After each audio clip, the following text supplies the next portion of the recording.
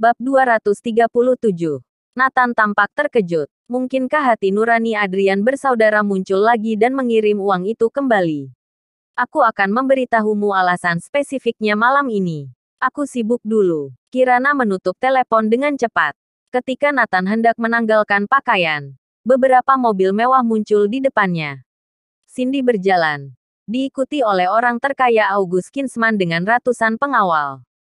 Formasi sangat besar. Bahkan di distrik bangsawan ini juga menarik perhatian banyak orang. Halo Tuan Nathan. Aku August Kinsman. August Kinsman menyapa. Matanya tertuju pada seragam Nathan. Benar-benar jasa pindah rumah. Kenapa? Ada apa? Nathan mengernyitkan kening. Cindy tersenyum dan berkata, Tuan Nathan, tujuan kunjungan kami hari ini adalah untuk memberitahumu bahwa kebaikanmu untuk menyelamatkan kakekku telah terbayar. Nathan memikirkan sesuatu dan akhirnya berkata, jadi kalian yang menyelesaikan krisis keluarga Andersen. Ya, Tuan Nathan benar-benar pintar. Untuk membalas kebaikanmu, aku membayar lebih dari 865 miliar dari keluarga Andersen dan perusahaan Kirana. Juga Philip dibebaskan dari ancaman penjara. August Kinsman tertawa. Cindy menambahkan, Nathan, kebaikanmu untuk menyelamatkan kakekku sudah terbayar lunas. Mulai sekarang, kita tidak perlu berhubungan satu sama lain. Jangan ganggu keluarga Kinsmanku. August Kinsman berkata, Tuan Nathan, aku, August Kinsman, tidak ingin berutang budi kepada siapapun dalam hidupku. Kebetulan ada kesempatan ini dan aku melunasinya. Tepat ketika August Kinsman dan yang lainnya beranjak pergi, Nathan berkata, berhenti. August Kinsman dan Cindy berhenti dan saling memandang. Dalam hati berpikir, Nathan benar-benar ingin mengambil kesempatan untuk memeras mereka. Tidak mudah untuk disingkirkan. Apa Tuan Nathan merasa kita memberi terlalu sedikit? Tidak puas. Cindy tetap membenci Nathan di dalam hatinya. Orang serakah seperti kamu ingin 10 triliun, kan? Nathan menggelengkan kepalanya. Bukan. Aku akan menyelesaikan masalah ini sendiri. Kenapa kalian menambah masalah? Mendengar ini, ekspresi August Kinsman dan yang lainnya berubah. Nathan memang sama dengan yang mereka bahas, serakah dan tidak bermoral. Jelas cara penanganan ini membuatnya sangat tidak senang. Awalnya minta 10 triliun, tapi mereka hanya membayar 1 triliun. August Kinsman sedikit marah. Tuan Nathan, maksud kamu ingin August Kinsman terus berutang budi padamu? Kedepannya apapun yang kamu minta dikabulkan. Ya, apa maksudmu?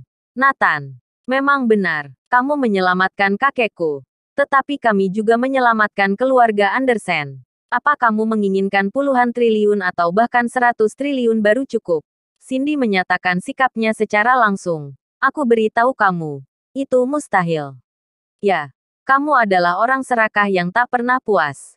Apakah kamu ingin memeras keluarga Kinsman karena telah menyelamatkan nyawa kakek kami?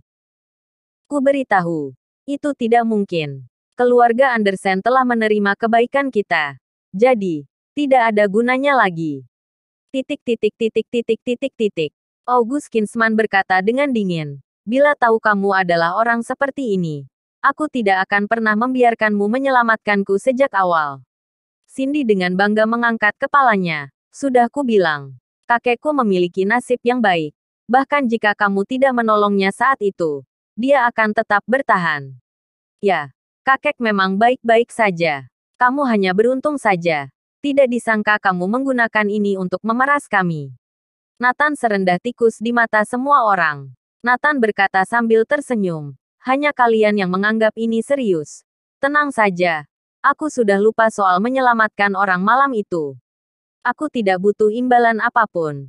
Lagian aku tidak kekurangan uang. Bab 238. Begitu Nathan mengatakan ini, menarik penghinaan semua orang. Munafik, jelas-jelas ingin puluhan triliun bahkan ratusan triliun, tapi bilang tidak mau imbalan. Jelas-jelas kuli pindahan, tapi bilang tidak kekurangan uang. Sangat munafik, menjijikkan. August Kinsman, Cindy dan yang lainnya semua memandang Nathan dengan jijik. Di mata mereka, Nathan tidak berbeda dengan lalat di kotoran. Masalah keluarga Andersen tidak perlu campur tangan kalian. Aku akan mengembalikan uang itu kepada kalian. Nathan berkata dengan acuh tak acuh. August Kinsman tertegun sejenak. Orang serakah seperti ini masih mau mengembalikan uang. 800 miliar. Uang dari mana? Bercanda. Cindy segera berkata. Oke. Mau mengembalikan uangnya. Lalu kembalikan kepada kami sekarang. August Kinsman juga berkata. Aku juga ingin melihat kemampuan Tuan Nathan. Beberapa orang meminta Nathan untuk mengembalikan uang di tempat. Nathan berkata. Tidak sekarang. Aku akan mengembalikan uang itu kepada kalian. Kalian pulang dulu. Mendengar ini, semua orang di keluarga Kinsman menunjukkan senyum mengejek. Bukankah ini munafik? Itu 800 miliar. Dengan apa mengembalikannya? Omong kosong. Oke. Tuan Nathan. Kami akan pergi. Kamu tidak perlu mengembalikan uangnya. Selama Anda tidak mengganggu keluarga Kinsman di masa depan dan memeras kami itu sudah cukup. Cindy tersenyum dan berkata, kakek jangan. Semua orang telah menyaksikannya. Setelah itu, August Kinsman dan rombongannya pergi dengan tergesa-gesa. Di mata mereka, Nathan sangat busuk. Nathan mengerti bahwa orang-orang ini telah salah paham. Berpikir bahwa dia menyelamatkan orang demi uang. Aku bahkan tidak peduli tentang August Kinsman. Aku juga tidak tertarik dengan uangmu. Alasan mengapa Nathan tidak memberikan uang itu langsung. Karena uang itu harus dimuntahkan dulu oleh Adrian dan Jayden. Setelah Nathan berganti pakaian, dia menemui Vermilion. Lapor Dewa Perang. Aku telah berhasil melacak uang sebanyak 800 miliar.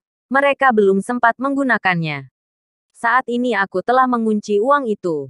Segera bisa dikembalikan, kata Vermilion. Baik, di mana Adrian dan Jayden? Apa sudah ditemukan? Nathan bertanya. Masalah ini diserahkan kepada Green Dragon. Sudah ditemukan. Dua orang ini masih di Anhemia. Mereka sangat cerdas. Jika mereka pergi saat ini, mereka akan dengan mudah ketahuan di bandara maupun stasiun kereta. Kata Green Dragon. Ayo. Aku ingin melihatnya sendiri. Kata Nathan. Yang mengejutkan Nathan adalah Adrian bersaudara ini bersembunyi di desa kota tempat Thomas dan istrinya tinggal sebelumnya. Dapat dilihat mereka sangat berhati-hati. Di rumah kontrakan, kakak beradik dan 3 orang lainnya sedang bermain kartu. Ponsel Adrian menerima pesan. Setelah membaca isinya, ekspresi Adrian dan Jayden berubah. Karena lebih dari 800 juta yang mereka transfer telah dibekukan. Celaka. Kalau mereka bisa membekukan uangnya, mereka pasti bisa menemukan di sini. Kita harus kabur. Kelimanya segera pergi dengan membawa tas ransel. Tetapi ketika kelimanya berjalan ke gang, mereka bertemu 2 orang secara langsung. Nathan dan Green Dragon. Nathan, ternyata kamu. Adrian terkejut. Nathan tersenyum. Adrian, kemampuanmu cukup tinggi.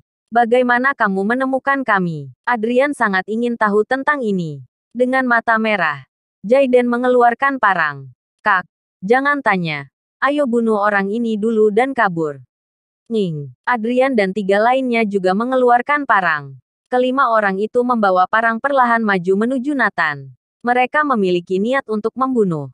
Dan mereka harus membunuh Nathan. Bersambung.